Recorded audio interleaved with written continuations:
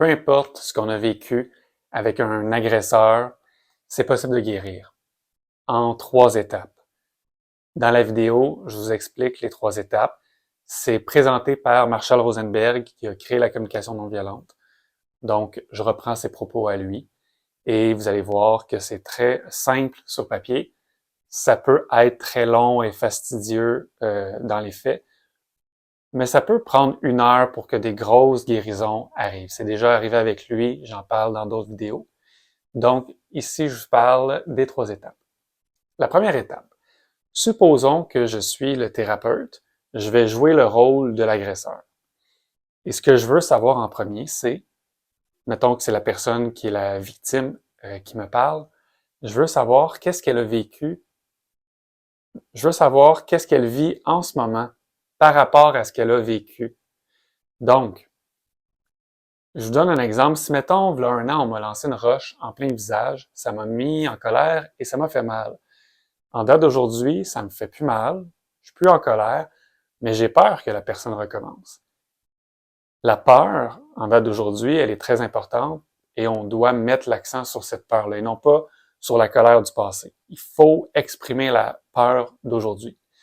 Donc, je demande à la personne qu'est-ce qui est vivant en elle en date d'aujourd'hui par rapport à ce qui s'est passé dans le passé.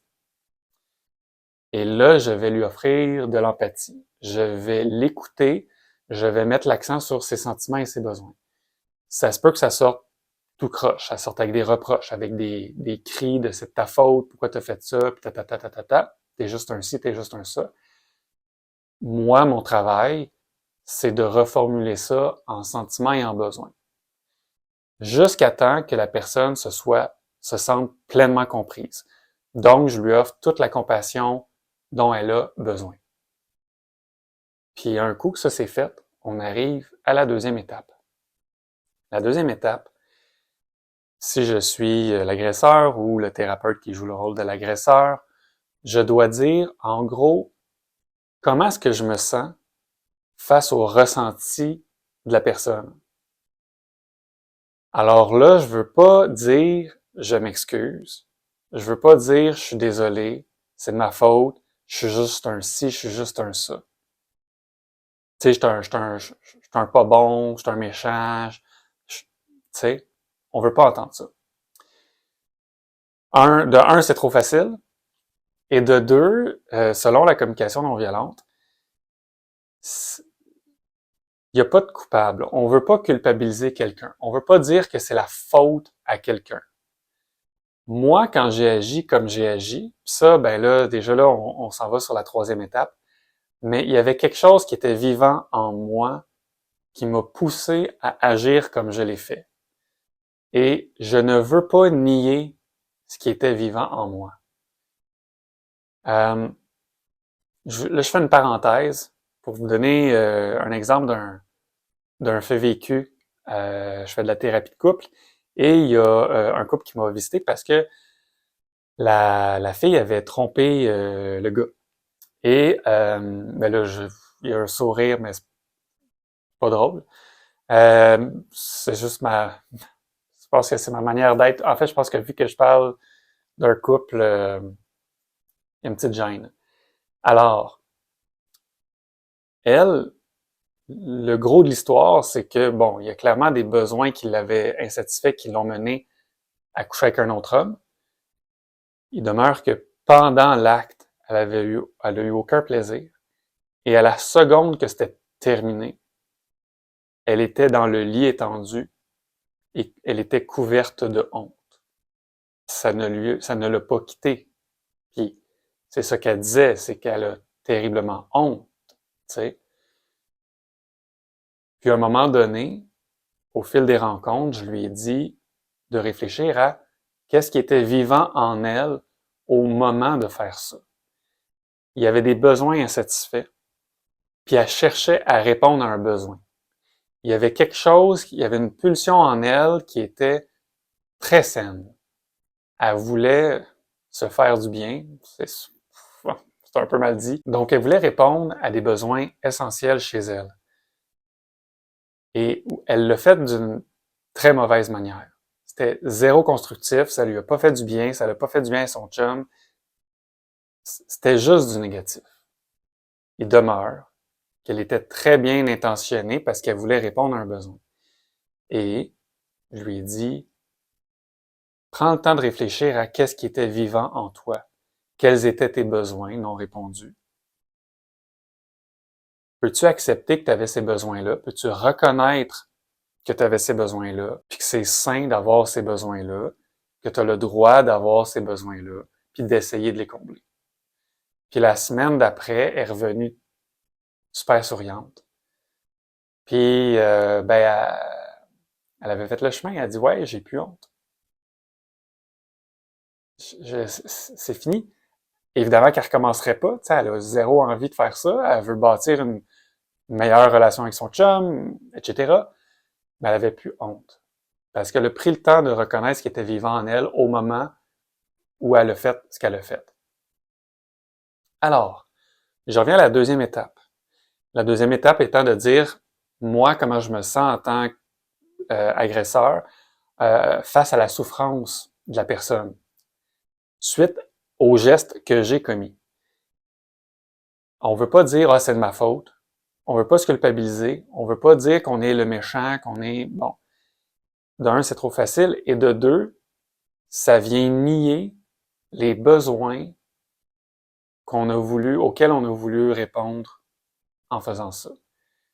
Alors, un coup, la deuxième étape, c'est, selon les propos de Rosenberg, c'est de faire le deuil de ses actes. Alors, je dis à quel point ça me fait de la peine de voir toute la peine que j'ai causée par mon comportement. Ensuite, c'est de dire qu'est-ce qui était vivant en moi au moment. Donc, oui, on va parler du passé. Dans ce cas précis-là, c'est dire j'avais besoin d'affection, j'avais besoin d'être compris. Parenthèse, un autre exemple, Rosenberg a accompagné des prisonniers, dont des agresseurs sexuels. Puis habituellement, les agresseurs sexuels, surtout envers les enfants, ne veulent pas recevoir de l'empathie parce qu'ils n'en méritent pas. C'est ce qu'ils disent eux. Et Rosenberg fait le chemin pour avoir de l'empathie. Puis un homme qui, lui, en fait, avait été agressé lui-même quand il était petit. Et il se liait d'amitié avec des enfants. Et parce que c'est arrivé à plusieurs reprises là, qu'il a agressé des enfants. Et chaque fois qu'il le faisait, c'était pour... Il y avait disons, on va dire, une réelle amitié avec l'enfant, très saine, là, tu sais. Et à un moment donné, c'est qu'il voulait tellement être compris par un être cher, compris dans ce qu'il vivait lui, ou ce qu'il avait vécu et ce qu'il vivait encore, qu'il en venait à faire la même chose pour pas être seul là-dedans et être réellement compris. C'est vraiment pas bien, là. Vraiment pas. Il demeure qu'il essayait de répondre à un besoin d'être compris. Et le but, c'est de donner place à quels étaient nos besoins qu'on a essayé de combler au moment de faire des choses pas correctes. Et si, dans ce cas-ci, mettons dans le cas d'une agression, si la personne agressée peut m'écouter et m'offrir de l'empathie, là, à ce moment-là, la guérison est durable pour la personne agressée. Parce qu'elle a été écoutée d'abord et avant tout en profondeur. Elle a vu la souffrance de l'autre, elle a vu à quel point moi, ça me faisait de la peine, à quel point c'était insoutenable pour moi de voir une telle souffrance chez l'autre, tu sais, comme j'étais vraiment, vraiment sensible. Et ensuite, j'ai nommé toute ma propre détresse.